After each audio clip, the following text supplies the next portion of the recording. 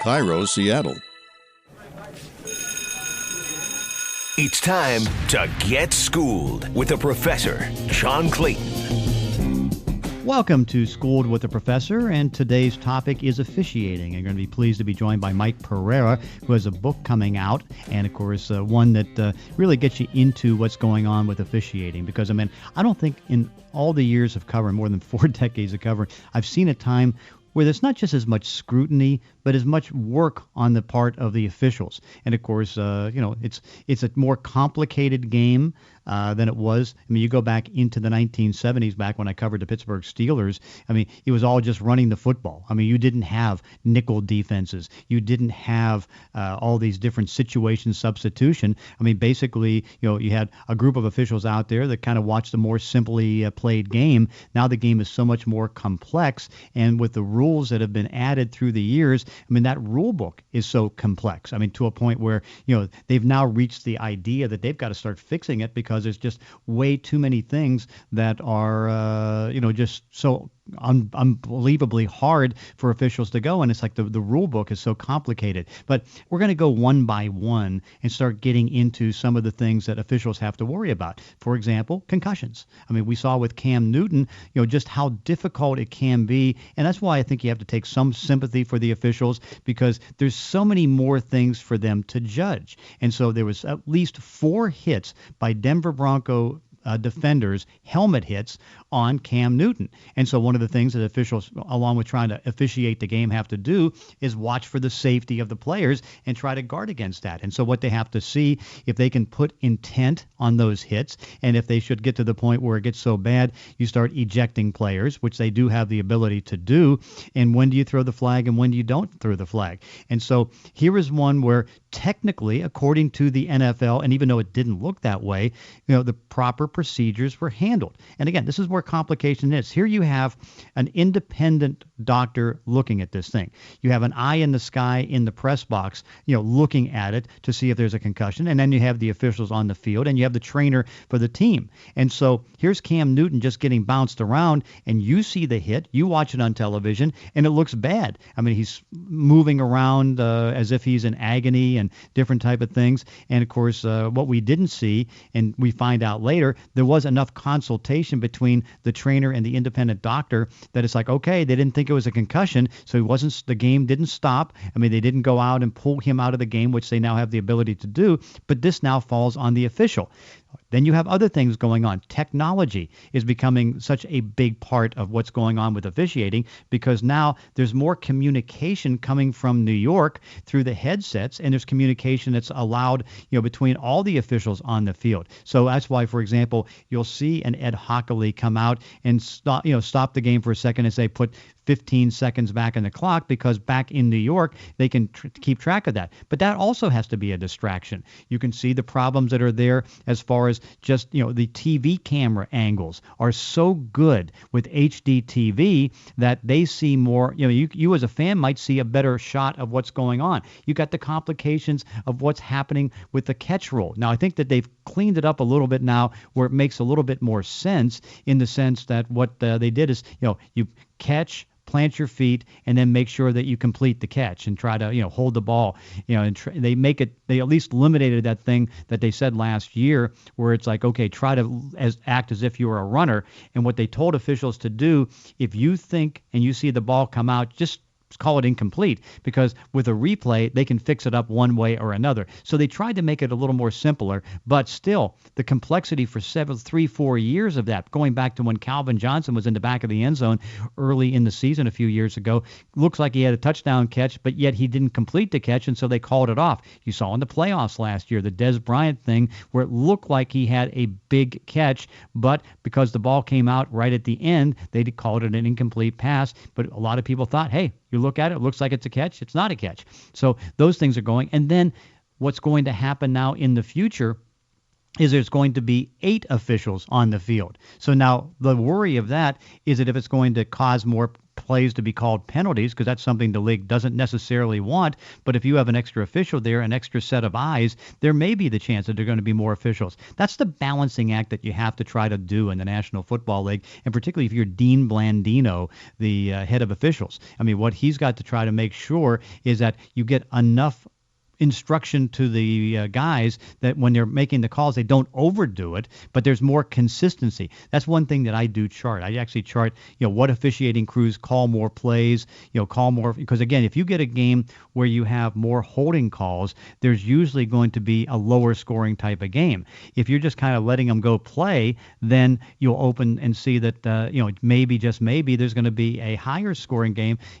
So the more penalties you call, the lower scores there can be. But if you have one that's pretty clean, then there's a chance that there's going to be a higher scoring type of game. So they're trying to balance that out, but also trying to do it in a way that it just doesn't become too obnoxious and it becomes just too complicated for the officials. Mike Pereira has done a good job, before getting into the broadcast booth of Fox, of kind of educating everybody on what officials have to do and how the game has changed. And he kind of helped get this to where it is right now, where the technological age. And Dean Blandino seems like he's the perfect guy to take it to the next level because, Dean is one that he studies the film and sees the quick reactions and things of that nature and is really turning the National Football League into having more replays, not decided in New York, but helped by New York, so that when the referee comes to the sidelines and then gets under the hood, you can have a quicker type of decision. But what you're going to see over the next couple of years is a revolution in where it's going in officiating. 8 officials. One thing that even Roger Goodell mentioned this week, on the kickoffs. I mean, still worried about concussions. They knocked that out, and they're trying to do the same thing for safety, try to make it safer for players, but also they're trying to make it simpler for officials. But believe me, it's never going to be simpler for officials. I mean, the pressure on them game in and game out is immense. But at least in New York, the officials do have the support of Dean Blandino, who is trying to make sure that everybody has a chance to get the chance to do the right job. I think, and also, if you're wondering about the big question, why don't they have full-time officials year-round? Well, the big problem is, okay, so you are out there, 16 to 20 games a year, but what are you going to do for the rest of the year? You can only watch so much film, and if you make that change, what happens is that you're going to lose a lot of your best officials because a lot of these guys have great jobs, and of course, they may not elect to take, a $150,000 to $200,000 job as an official full-time because they like what they do work-wise. But what we're going to do work-wise is talk to Mike Pereira. He has a book coming out that you've got to read, but he's also going to give you a little bit of an education, as we do here on School with a Professor, on officiating, a little bit of the history and a little bit of the future.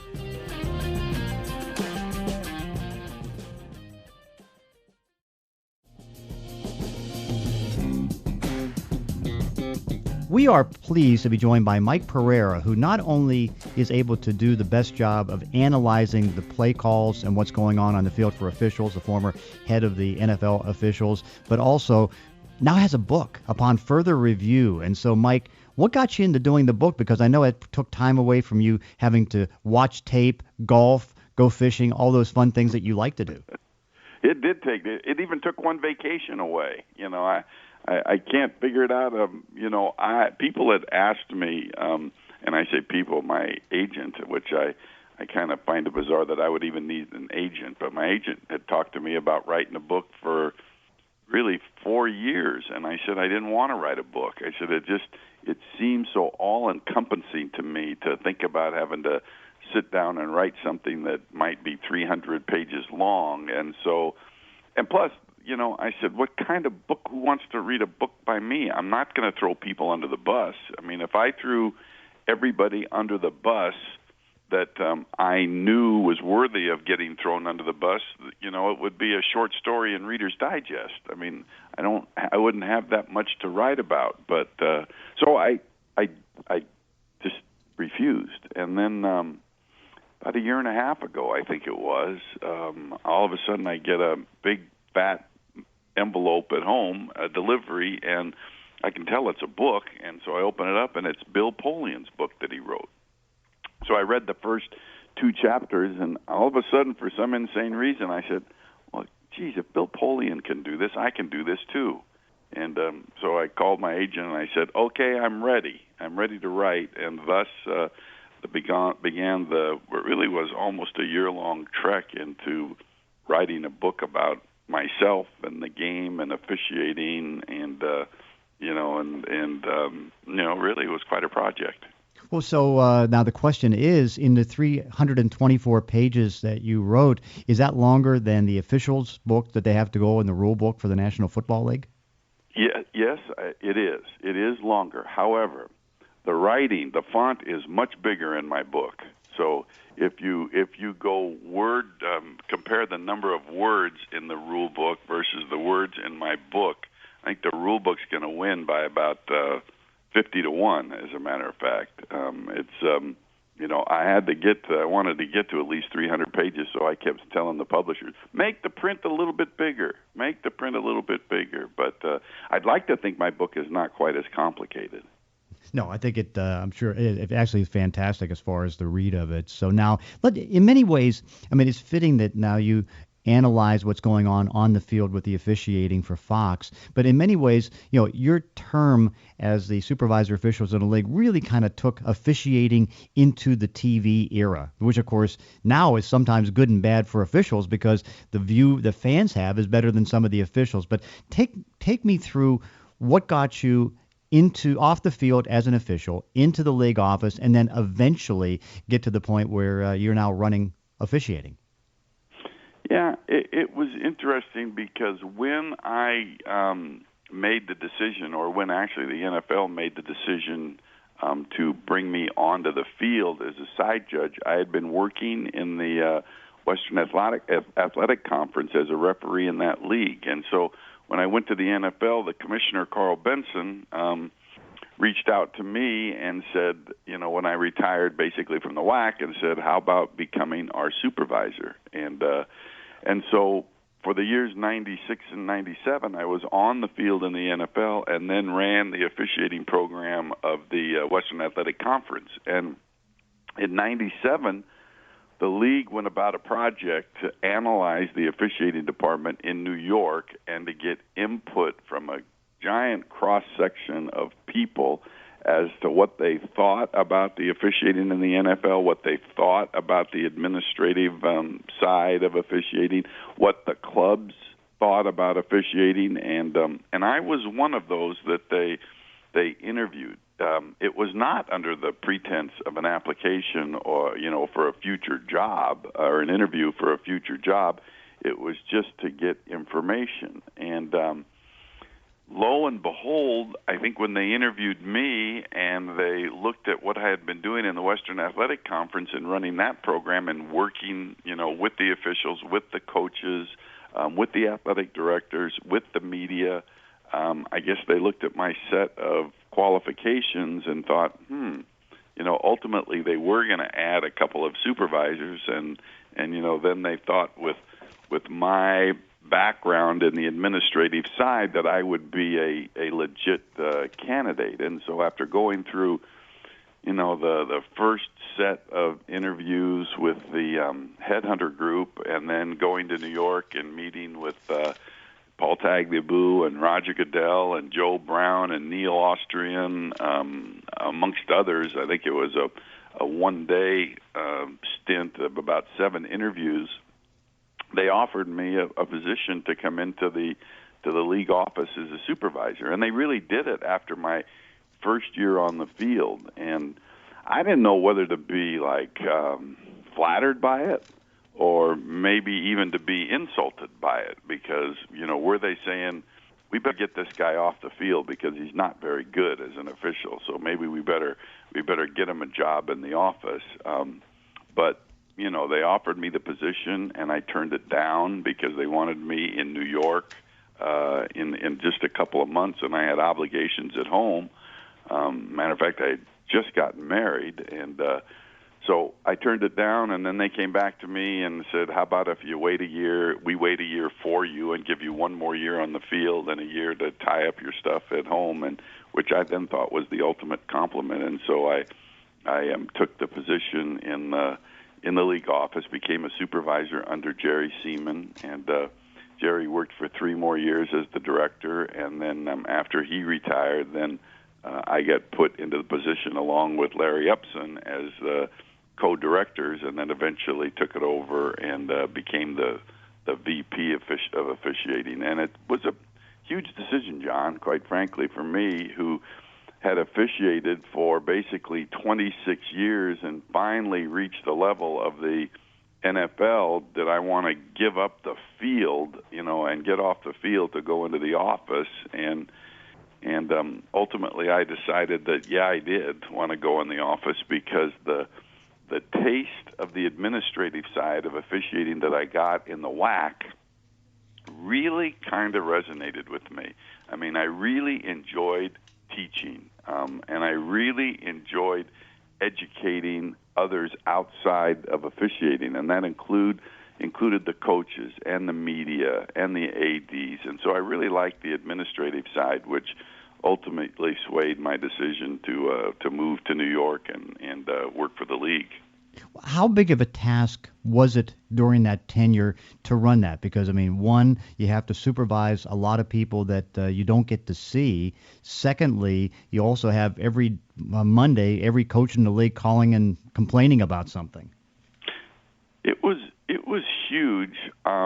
It was really huge right from the get-go, because I really don't think that of the 100 and whatever we had, 112 or 20 or whatever the number was when I went in there, I don't think there was any one of the officials that felt that I was qualified to be in that position. So I didn't have their trust. I mean, who is this guy that, he's from the West Coast and he works 2 years as a side judge, and now he's going to come in and tell us what to do? So my first thing that I had to overcome was the trust issue from the officials themselves. And I don't blame them. I don't blame them for feeling that way. I think if I was a veteran who had been in the league for 15 years, and then they bring in this young guy with hardly any experience on the field who doesn't know some of the ins and outs of officiating in the league, I'd have been very leery of it too. So I had to. I only knew one way to try to gain their trust, and that was to, put my nose to the grindstone and really work. And so I really did work from day one. I mean, I was always the first one in the office at 6:15 making coffee, and I was the last one to leave sometimes at 9:00 at night. And partly because I had moved from California to New York and knew no one. I didn't have anywhere to go, so I just stayed in the office. But in that time, I took on a project of studying pass interference and looking at unbelievable amounts of film on pass interference and seeing if I could identify it to where you could put it in the rule, so it's not just a vague one statement thing about significantly hindering the receiver's ability to catch the pass.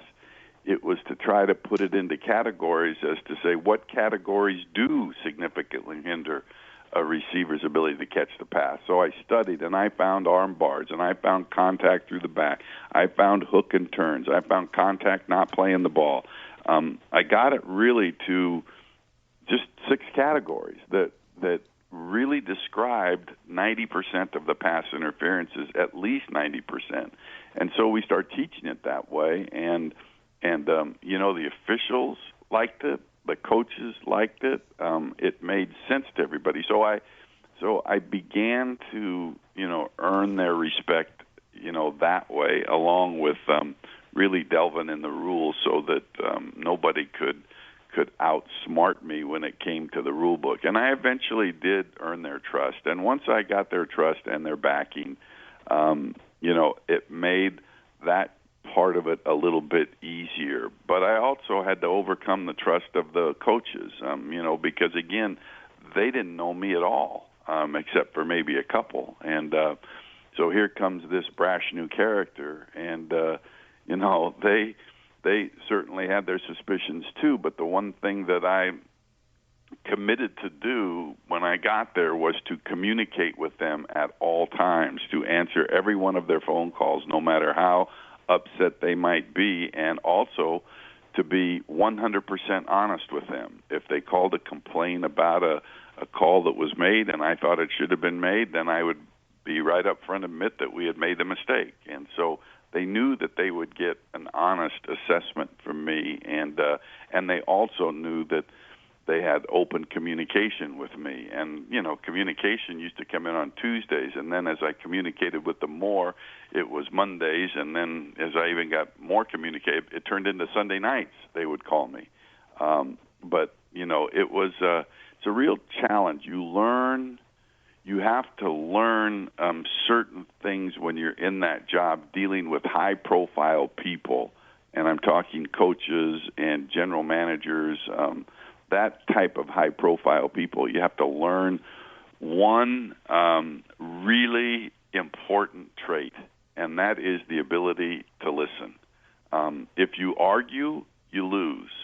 If you listen and let them vent and get their feelings out, and then try to then give your input afterwards without an argument, then you can usually get it back to the point where you can get the coach calmed down a bit. But it was a challenge, no question about it.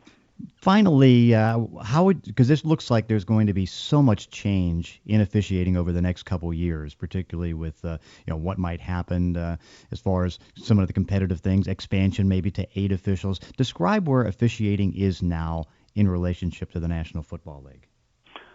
I think they're in a rebuilding phase. And I think it's going to continue to be in a rebuilding phase. And some of it was out of necessity, because there were guys that retired, and there were others, who skill set had deteriorated to the point that they needed to be replaced. But there have been a ton of new officials in the last 3 years, and there's going to be a ton more moving forward. You basically just said it. They're going to go to 8 officials. So that means at minimum next season, for the 2017 season, you're looking at 17 new officials. And in all probability, with normal turnover, you're probably looking with 3 more or so. So you're talking about 20 new officials. And I think with all of the turnover that they've had recently, and all that's upcoming, it's rebuilding. I mean, that's just the way it is. You're not. There's a reason why you don't let an official work a Super Bowl until he's had 5 full seasons on the field, because it takes that long to adjust to the speed of the game. It's not the Big Ten or the SEC or the Pac-12 or any other Power 5 conference. This speed is unlike any that the officials see, so it takes time. Most veteran officials will tell you that's how long it took them. So if you take that into consideration and you look at all the turnover, then it's almost automatic to me to assume that we're in that rebuilding process. Now, what's good about rebuilding?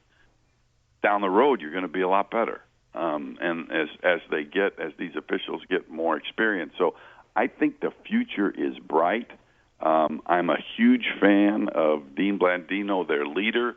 I think he's the right guy in this position, but I think they're going to take their lumps still in the next couple of years. But I'm really confident that those will smooth themselves out, and as they get more experience under their belt, then it's going to get better. Hey, now how can anybody get after further review? Where's it at? Well, you can go on Amazon. Amazon's got it. You can order it, and they'll ship it to you the next day.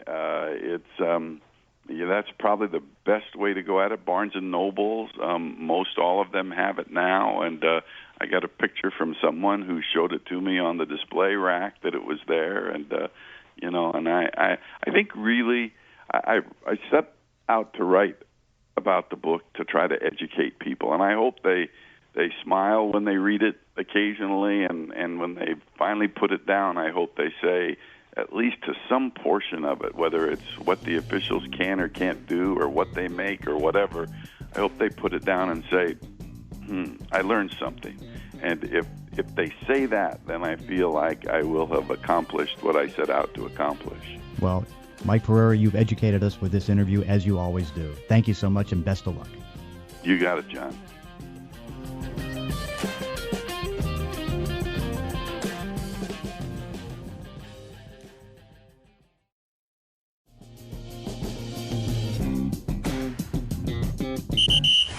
Good news, everyone!